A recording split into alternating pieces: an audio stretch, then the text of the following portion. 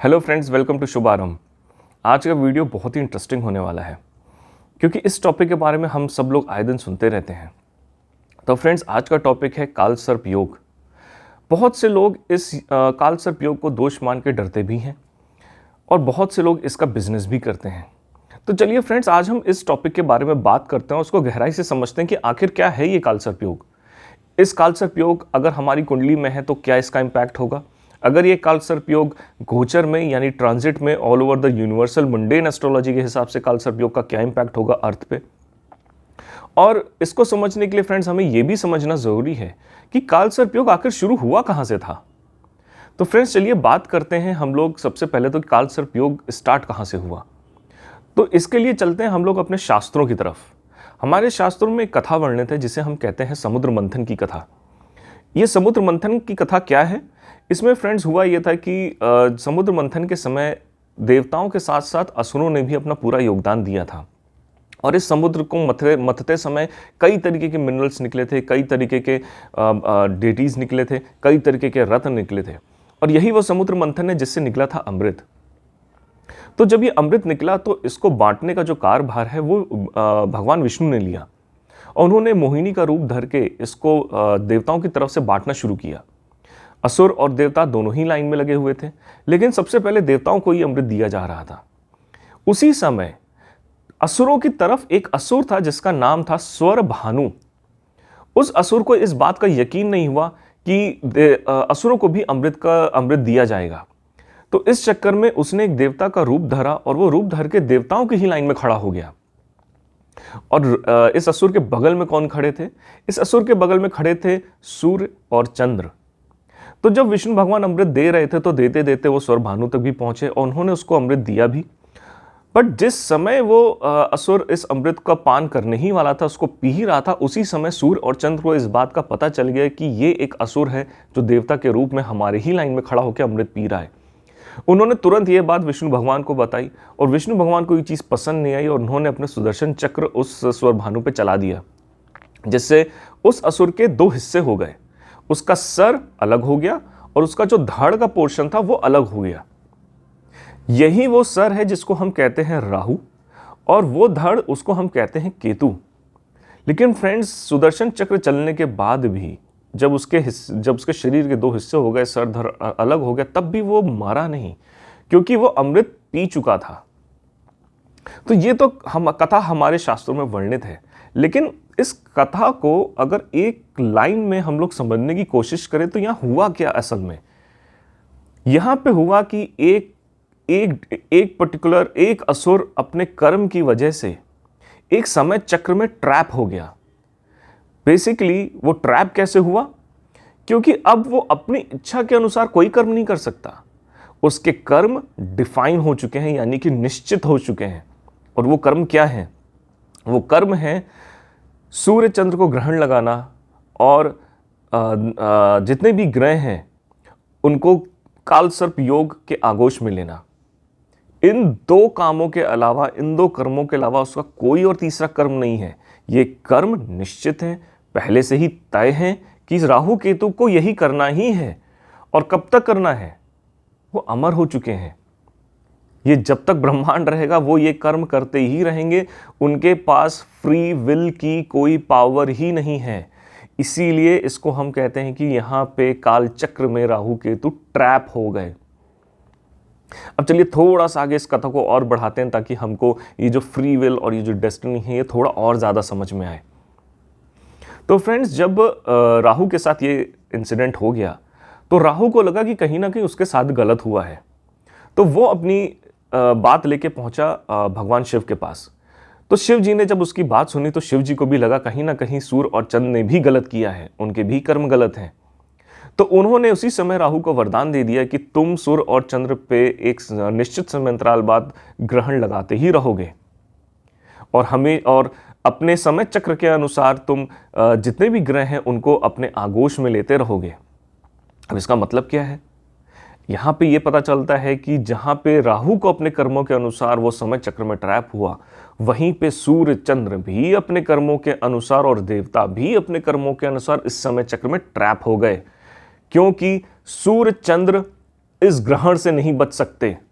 यानी कि जो कर्म राहु का प्री डिफाइन है, पहले से ही निश्चित है, इस कर्म के इम्पैक्ट और ये जिन पे होना है यानी सूर्य चंद्र, उस कर्म से सूर्य चंद्र भी खुद को बचा नहीं सकते।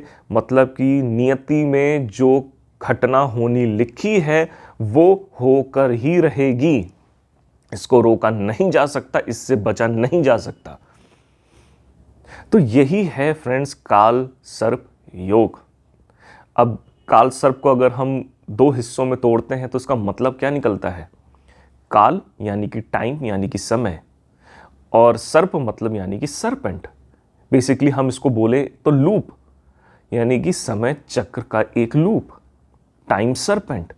और इस चक्र में सब लोग घूमते रहते हैं अपने कर्मों के अनुसार। इस बात को बहुत ध्यान से सुनिएगा, अपने कर्मों के अनुसार हम इसी चक्र में घूमते रहते हैं। तो ये तो फ्रेंड्स था कि काल सर्प योग असल में कहां से शुरू हुआ। अब चलिए हम लोग बात करते हैं कि काल सर्प योग आपकी कुंडली में है कि नहीं, और क्या असर पड़ेगा आपकी कुंडली में। तो इसके लिए यह भी जानना जरूरी है कि आपको पता कैसे चलेगा आपकी कुंडली में काल सर्प योग है। तो चलिए बात करते हैं अब इसके बारे में। तो फ्रेंड्स, काल सर्प योग आपकी कुंडली में कैसे बनेगा। एक चीज पहले आपको यह समझनी जरूरी है कि जो राहु और केतु हैं, इनका जो मूवमेंट होता है हमारी कुंडली में, ये क्लॉकवाइज होता है। और हमेशा राहु से 180 डिग्री केतु होते हैं। यानी अगर राहु फर्स्ट हाउस में है तो Ketu will be in 7th house. अगर राहु 4th हाउस में है तो केतु 10वें घर में ही होगा। सेम डिग्री पे दोनों प्लैनेट्स होते हैं, एक साथ मूव करते हैं। यानी कि अगर आप राहु केतु के इस तरीके से माने तो ये चक्र ऐसे साथ साथ घूमता है। यानी कि राहु केतु हमेशा एक दूसरे के सामने रहते हैं, हमेशा सेम डिग्री पे रहते हैं और एक ही साथ में मूव करते रहते हैं। तो इसको हम बेसिकली कहते हैं एक्सेस, राहु केतु का एक्सेस।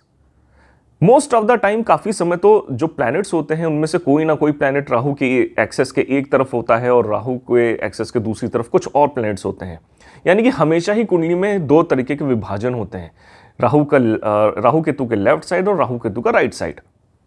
और हमेशा कोई ना कोई प्लैनेट इन दोनों साइड में होता ही है। लेकिन कई बार ऐसा हो जाता है कि जितने ये सातों ग्रह हैं, ये ग्रह राहु केतु के एक्सेस के एक तरफ आ जाते हैं। और जब भी ऐसा होता है तो हम कहते हैं कि इस कुंडली में है काल सर्प योग। यानी कि राहु और केतु के एक्सेस के सारे ग्रह एक तरफ होने का मतलब है कि बेसिकली आप बॉन्ड हैं, आपकी जो लाइफ है वो प्री डिफाइन है, आपके जो कर्म हैं वो एक्चुअली में आपके पास कोई फ्री विल नहीं है। बेसिकली आपके कर्म भी आप नहीं डिसाइड कर रहे हैं, वो नेचर के हिसाब से ही आपके दिमाग में ऐसे थॉट्स आ रहे हैं और उन थॉट्स के हिसाब से ही एक्चुअली आप एक्ट कर रहे हैं। आपकी लाइफ पूरी तरीके से डेस्टिन्ड लाइफ है, तय है कि आपको कहां जाना है, तय है कि आपको क्या करना है, तय है कि कैसी घटनाएं आपकी लाइफ में होने वाली हैं। इसे हम कहते हैं काल सर्प योग होना कुंडली में। अच्छा, अब ये काल सर्प योग आखिर क्यों लेके आया आप अपनी कुंडली में।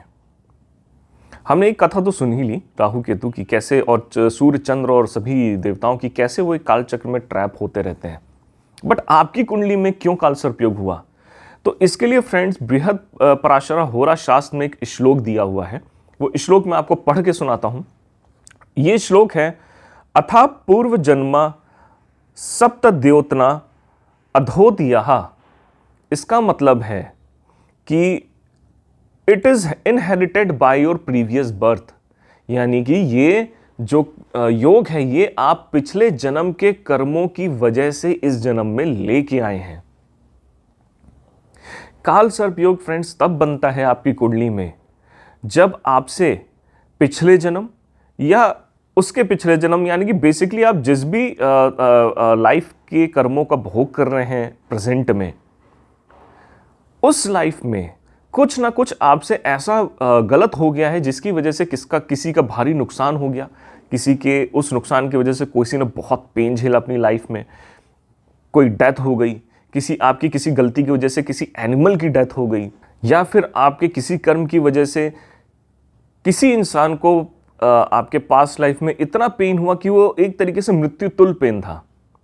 तो तब बनता है इस तरीके का कालसर्प योग आपकी कुंडली में, जो कि प्रेजेंट में आपके कुंडली में दिख रहा है। इसका मतलब यह है फ्रेंड्स कि आपको अपने कर्मों का भोग करना है, या फिर वो पेंडिंग कर्मा जो आपका रह गया है, उस पेंडिंग कर्मा को आपको इस जन्म में पूरा करना है। यानी आपके लाइफ के जो इवेंट्स हैं वो ठीक उसी तरीके से घटते चले जाएंगे जिस तरीके से आप अपने उन सभी कर्माओं जो पेंडिंग कर्मा हैं उनको फुलफिल कर सकें। यानी आपके सामने वही रास्ते ही खुलेंगे, जिस रास्ते पे आप चल रहे हैं वो एक्चुअली में आपको आपकी डेस्टिनी तक लेके जाएंगे। तो ये है फ्रेंड्स कालसर्प योग, जब आपकी कुंडली में क्यों होता है, आप उससे अपनी कुंडली में क्यों लेके आए हैं। आपके ये कालसर्प एक पूरी तरीके से आपके पास्ट लाइफ के साथ जुड़ा रहता है। अब क्या इंपैक्ट हो सकते हैं अगर आपकी कुंडली में ये कालसर्प योग है। तो जिनकी कुंडली में ये कालसर्प योग बन रहा है, तो सबसे पहले आप नोटिस करेंगे कि आपकी लाइफ में आप जब भी कुछ करने जाते हैं तो वो काम 99% तक जाते जाते सडनली वो काम में प्रॉब्लम आ जाती है, कोई रुकावट आ जाती है। बस वो काम होने ही वाला होता है, आपको लगता है बस ये तो हो गया, बट ठीक उसी समय उस काम में रुकावट आपको देखने को मिलती है। कई बार ऐसा भी होता है कि आपका जो काम है जिसको आप करने जा रहे हैं वो इतना डिले होना शुरू हो जाता है कि जो काम आप 1 महीने में या 6 महीने में खत्म कर सकते थे, वो पता चलता है कि आपको उसमें सालों लग रहे हैं। ऐसे लोग अपनी लाइफ में काफी ज्यादा स्ट्रगल को और ऑब्स्टिकल्स को फेस करते हैं। अगर कालसर्प योग आपकी कुंडली में बन रहा है तो कहीं ना कहीं आप अपने लाइफ में एक तरीके का लोनलीनेस भी फील करते हैं, क्योंकि आप पूरी लाइफ खुद को समझने की कोशिश में ही लगा देते हैं। क्योंकि देखिए फ्रेंड्स, राहु और केतु ये अंधकार के देवता हैं। क्योंकि ग्रहण कैसे लगता है, जब ग्रहण लगता है सूर्य चंद्र पे तो पूरा अंधेरा हो जाता है। बेसिकली यही राहु केतु है, छाया ग्रह हैं ये। तो इस अंधकार में आप हमेशा खुद को ढूंढते रहते हैं, लेकिन ढूंढ नहीं पाते। इस चक्कर में आप काफी ज्यादा आइसोलेटेड भी हो जाते हैं। काफी लोग जिनकी कुंडली में ये योग बन रहा है, ऐसे लोग अपने आप को काफी लोनली फील करते हैं। वो भीड़ में भी खड़े होकर अपने आप को लोनली ही फील करते हैं। ऐसे लोगों को देखा जाता है फ्रेंड्स किसी ना किसी तरीके का फियर फैक्टर या फियर फोबिया भी होता है। कालसर्प योग फ्रेंड्स जिनकी कुंडली में होता है, आप नोटिस करेंगे कि अगर आपकी कुंडली में भी ये योग है तो आप जरा खुद की लाइफ को एनालिसिस करिए और देखिए क्या आप जब सोते हैं तो सोते समय आपको जो ड्रीम्स आते हैं वो कहीं ना कहीं एक फियर वाले और एक वरीज वाले ड्रीम होते हैं। आप परेशानी वाले ड्रीम होते हैं, आप परेशान होते हैं उन ड्रीम्स में देख के। या कई बार आपको बार बार एनिमल्स के ड्रीम आते हैं, या बार बार स्नेक का ड्रीम आता है। इस तरीके के भी इवेंट देखे जाते हैं। अगर आपके में कालसर्प योग काफ़ी ज़्यादा पावरफुल योग बन रहा है, मीन्स कि जो प्लैनेट्स ग्रह कालसर्प योग के इस एक्सेस में आए हैं तो वो ग्रह भी कमज़ोर हुए हैं या उन पे मैलेफिक इम्पैक्ट बहुत ज़्यादा है, तो कहीं ना कहीं आपको सांपों के ड्रीम्स बार बार आते हैं। कई बार आप अपने ड्रीम्स में इन चीज़ों को देखते हैं। खुद से ऑब्जर्व करिए अपनी लाइफ को। ज़रूरी नहीं है कि सभी को आए, हो सकता है बहुत से, क्योंकि ये योग फ्रेंड्स बहुत पावरफुल लोगों की कुंडली में भी बनता है, उसके बारे में भी हम पहुंचेंगे। फिलहाल हम एक नॉर्मल कालसर्प योग का देख रहे हैं, जहां पे हम ये मान के चल रहे हैं कि प्लैनेट्स आपके बहुत स्ट्रांग नहीं हैं, वो न्यूट्रल हैं या फिर वो कमज़ोर हैं। ऐसी सूरत में आपके लाइफ में क्या इम्पैक्ट आ रहा है। और अगर आपकी कुंडली में कालसर्प योग है फ्रेंड्स, तो आपको अपने कैरियर में भी इसको प्रॉब्लम को फेस करना पड़ता है। कैसे फेस करना पड़ता है? बेसिकली आपको अपने क्रेडिट्स के लिए बहुत फाइट करनी पड़ती है। आपको कभी भी आपके टैलेंट का 100% नहीं मिलता। कालसर्प योग कैसा होता है फ्रेंड्स कि आप जीरो से चले, सबसे पहले तो आपको एकदम न्यूनतम से स्टार्ट करना पड़ता है। आप एकदम टॉप तक पहुंचते हैं, यानी 99 तक पहुंचते हैं, और फिर एकदम से वहां पे आपकी चीज़ें में प्रॉब्लम आती है और फिर से आप जीरो आ जाते हैं। बट अगेन आप मूव करते हैं, बट दिस टाइम आप पहले से ज़्यादा आगे बढ़ते हैं, बट अगेन से आपको डाउनफॉल देखना पड़ता है। ये फ्रेंड्स बेसिकली ये हाई अप और हाई डाउन वाला जो पोर्शन है, ये कालसर्प योग के लोगों की कुंडली में 39 ईयर एज तक स्पेसिफिकली ये कंटिन्यूस होता ही रहता है। 38, 39 जो टाइम पीरियड है, इस टाइम पीरियड तक उनको अपनी लाइफ में काफ़ी ज़्यादा अप्स एंड डाउन देखने को मिलते हैं। आफ्टर दैट उनकी जो लाइफ है वो थोड़ी स्टेबल होनी शुरू हो जाती है, और वैसे देखा जाए अगर आपकी कुंडली में काल सर्प योग काफ़ी अच्छा बना है, मतलब कि आपके जो प्लैनेट्स है वो स्ट्रांग है, राहु केतु आपके वो भी एग्जॉल्टेड हैं या स्वराशि में है, तो ऐसी सूरत में ऐसे लोग अपनी लाइफ के एंड में बहुत सारा वेल्थ एक्यूमुलेट करते हैं, बहुत पैसा बनाते हैं, बहुत ही हाई स्टेटस अचीव करते हैं। बट सबको अपने इन क्रेडिट्स से, या जिसे बोलते हैं कि अपनी मेहनत का 100% ना मिलना, इस एक सिचुएशन से सबको गुजरना पड़ता है। आपके जो सक्सेस के जो चांसेस होते हैं वो डीले हो जाते हैं। यानी अगर आपको 25 से और 30वें साल में ही सक्सेस मिलनी है, तो वो कहीं ना कहीं आपको 45 या 40 के आगे जाके सक्सेस मिलती है। तो चीज़ें डीले हो जाती हैं काल सर्प योग में। अच्छा, एक चीज़ बहुत इंपॉर्टेंट है, अगर आपकी कुंडली में काल सर्प योग बन रहा है तो ये जो घटना है ये श्योर शॉट आपकी लाइफ में होगी ही होगी। और ये घटना है कि throughout the whole life, पूरी लाइफ में एक बार ऐसा ज़रूर होगा कि कोई ना कोई पर्सन आपको आके चीट करेगा। ये तय है, ये होना ही होना है। अब ये डिपेंड करता है कि आपको फाइनेंशियल लॉस होगा या आपको मेंटल स्ट्रेस से गुजरना पड़ेगा। ये डिपेंड करता है आपके पास्ट लाइफ के कर्मों के अनुसार, कि आपने किसी का फाइनेंशियल नुकसान किया जिसकी वजह से प्रॉब्लम है, या फिर आपने किसी रिलेशनशिप में कुछ ऐसा कर दिया है जिसकी वजह से किसी को बहुत मेंटल स्ट्रेस से गुजरना पड़ा, तो वो सेम इवेंट आपके साथ इस बार आपको इस जन्म में भोगना है। तो ये दो चीजें डिपेंड करती हैं आपके पास्ट कर्मों के अनुसार कि कौन सी चीज है जो आपको घटेगी। बट ये चीज होगी, 100% होगी। कोई ना कोई एक बार आपको चीट जरूर करेगा। तो काल सर्प योग वाले लोगों के पास ये एक बहुत बड़ी अपॉर्चुनिटी होती है कि वो अपने कर्मों को, अपने पास्ट लाइफ के सारे कर्मों को यहीं इसी लाइफ में खत्म कर देते हैं। तो ये तो था फ्रेंड्स कि काल सर्प योग आपकी कुंडली में क्यों बना, क्या इसके इम्पैक्ट हैं, कैसे आपको क्या सिग्निफिकेंसेस है जिनसे आपको ये पता चल जाए कि काल सर्प योग आपकी कुंडली में एक्टिवेटेड है। अब चलिए बात करते हैं कि काल सर्प योग अगर यूनिवर्स में लगता है, यानी ट्रांजिट में लगता है, यानी मंडेन एस्ट्रोलॉजी में अगर काल सर्प योग लगता है, तो इसका क्या इंपैक्ट होता है अर्थ पे। तो फ्रेंड्स, जब भी काल सर्प योग लगता है तो इसको भी एक श्लोक दिया गया है। वो श्लोक है निरपा सस्य Vinashana, means destruction of grains, यानी कि जो खेती वगैरह है इसमें डिस्ट्रक्शन देखने को मिलता है। डेथ ऑफ अ किंग, यानी कि जो राजा है कहीं ना कहीं किसी न किसी देश का कोई बड़ा नेता, उसकी साथ कोई ट्रेजिडिकल घटना होती है। और या फिर राइट्स होते हैं, यानी जो पब्लिक है वो अपने राजा के अगेंस्ट में राइट करती है, प्रदर्शन करती है। तो ये चीज़ें देखी जाती हैं यूनिवर्सल अगर काल सर्प योग बन रहा है।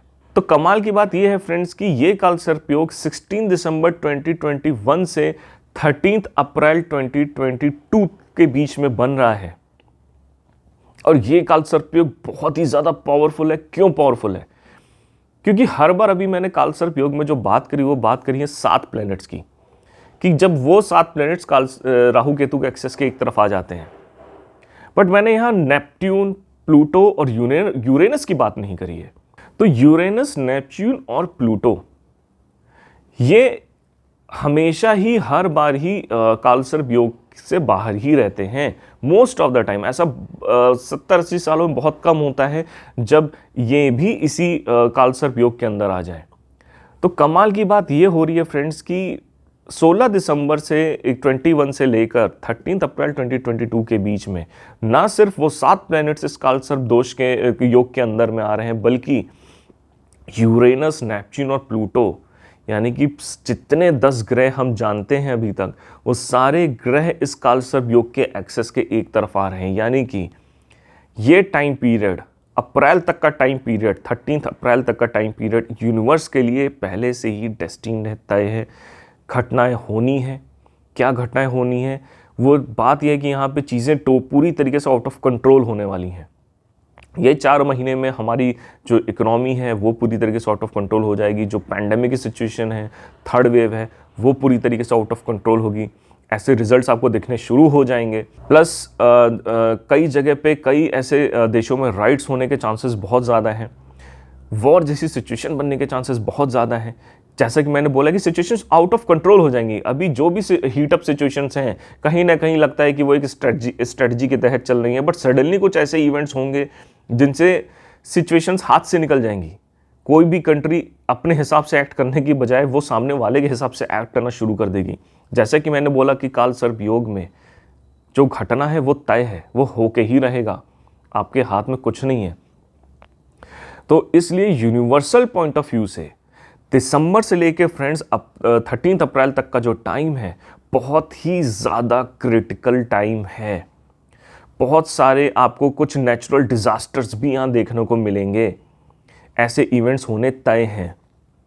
तो इस बीच में बहुत आराम से ऑब्जर्व करते हुए शांति से इस समय को निकलने दें, ऑब्जर्व करें, अपना ध्यान रखें। और जब 13 अप्रैल निकल जाएगा फ्रेंड्स, तो जो प्लैनेट इस कालसर्प योग को ब्रेक कर रहा है वो है बुध, मरकरी। वो इस कालसर्प योग को ब्रेक करेगा, वो इस एक्सेस के बाहर निकलेगा राहु केतु के। तो यहाँ पे मरकरी का इस एक्सेस को ब्रेक करना क्या दिखाता है कि जो 16 दिसंबर से लेकर और 13 अप्रैल के बीच में जो इकोनॉमी पे हमारा डेंट आने वाला है, जो इकोनॉमी हमारी गिरने वाली है, जो करेक्शन आने वाला है, क्योंकि हम मार्केट को देखते हैं, बिजनेस को देखते हैं मरकरी से। तो जब मरकरी इसको ब्रेक करके निकलेगा, मतलब कि 13 अप्रैल के बाद से जो हमारी इकोनॉमी है वो स्टेबल होनी शुरू हो जाएगी और समय के साथ साथ वो बहुत ज़्यादा ग्रो होने वाली है। एक बहुत लंबी रैली शुरू होगी 13 अप्रैल के बाद से, पॉजिटिव रैली। तो बहुत अच्छा मौका भी बनेगा बहुत सारे लोगों के लिए यहाँ पे वेल्थ बनाने का। सही टाइम पे इन्वेस्ट करिए, सही टाइम पे मार्केट में एंट्री लीजिए जब मार्केट डाउन में हो, जब मार्केट करेक्ट हो, और वेट करिए 13 अप्रैल के आने का। उस 13 अप्रैल से पहले पहले आप उसके जो एकदम जब क्लोज आ जाएगा टाइम, तब आप अपनी चीज़ों को इन्वेस्ट कर सकते हैं। एक बहुत अच्छी अपॉर्चुनिटी है जिसका पूरा फायदा उठा सकते हैं, क्योंकि ये रैली काफ़ी लंबी चलेगी। ये रैली 2023 तक आपको लेके जाएगी। तो ये फ्रेंड्स इम्पैक्ट पड़ रहा है काल सर्प योग का यूनिवर्सल मंडेन एस्ट्रोलॉजी में। कहीं ना कहीं इस काल सर्प इस नॉलेज के थ्रू आप अवेयर हैं, आप अवेयर रह सकते हैं, प्लस इस नॉलेज के थ्रू आप अपनी लाइफ में ग्रो भी कर सकते हैं। यही फायदा होता है फ्रेंड्स एस्ट्रोलॉजी का। एस्ट्रोलॉजी कुछ नहीं फ्रेंड्स, एक नॉलेज है जो आपको मेंटल तौर पे बस प्रिपेयर करती है। एस्ट्रोलॉजी कुछ भी बदल नहीं सकती। चीज़ों को रिड्यूस किया जा सकता है, बढ़ाया जा सकता है, बट कुछ भी ख़त्म नहीं किया जा सकता। और एस्ट्रोलॉजी का सबसे बड़ा हेल्प जो मिलता है वो मिलता है आपको मेंटल लेवल स्टेट पे, कि मेंटली तौर पे आपको वो प्रिपेयर कर देती है। तो फ्रेंड्स अब हम बात कर लेते हैं काल सर्प योग की रेमेडीज के बारे में, क्योंकि ये बहुत इंपॉर्टेंट चीज़ है। तो सबसे पहले फ्रेंड्स इस काल सर्प योग की रेमेडी ये है कि आप जो लॉर्ड वासुकी हैं, यानी जो किंग हैं स्नेक्स के, सर्पेंट्स के, लॉर्ड वासुकी जो शिव जी के गले में जिनका स्थान है, उनकी पूजा करें। नाग पंचमी में खास तौर पे उनकी पूजा करें। तो ऐसा करने से काल सर्प योग बहुत ज़्यादा रिड्यूस होता है। दूसरा फ्रेंड्स कि आप लॉर्ड शिव की पूजा करें। स्पेशली महाशिवरात्रि के दिन रुद्राभिषेक कराना वो लोग जिनकी कुंडली में काल सर्प योग है उनके लिए बहुत ही ज़्यादा सूटेबल होता है, क्योंकि शिव वो गॉड हैं जो जिन्होंने राहु केतु का वरदान दिया था। इसलिए शिव की अगर आप पूजा करते हैं तो राहु केतु तुरंत ही आपको अपने मैलेफिक इंपैक्ट से दूर कर देंगे। दूसरा, आप महामृत्युंजय मंत्र का जप कर सकते हैं। महामृत्युंजय मंत्र भी राहु और केतु के इस काल सर्प दोष को, इसके एनर्जी को बहुत ज्यादा रिड्यूस कर देता है। बेसिकली फ्रेंड्स ये जो रेमेडीज है ना, बेसिकली क्योंकि आपकी जो सोल है, आपकी जो लाइफ है, वो एक डार्कनेस में है, और जब आप ये रेमेडीज करते हैं तो ये आपको दिशा दिखाती है, क्योंकि आपके काल सर्प योग का मतलब है डायरेक्शनल स्ट्रेंथ आपकी लाइफ में नहीं है, और ये रेमेडीज करने से आपकी लाइफ में वो डायरेक्शनल स्ट्रेंथ आती है। मींस की एक लाइट जो आपको एक डायरेक्शन दिखाती है कि क्या करने से आप अपने इस काल सर्प योग से बाहर जा सकते हैं। प्लस कुछ टेम्पल्स हैं, कुछ जगह हैं खास तौर पे जो काल सर्प योग की पूजा के लिए हमारे शास्त्रों में बताया गया है। वो है पहला तो त्र्यंबकेश्वर मंदिर जो कि महाराष्ट्र में है, वहाँ जाके आप काल सर्प दोष की पूजा करा सकते हैं, या फिर आप उज्जैन जाके काल सर्प दोष की पूजा करा सकते हैं।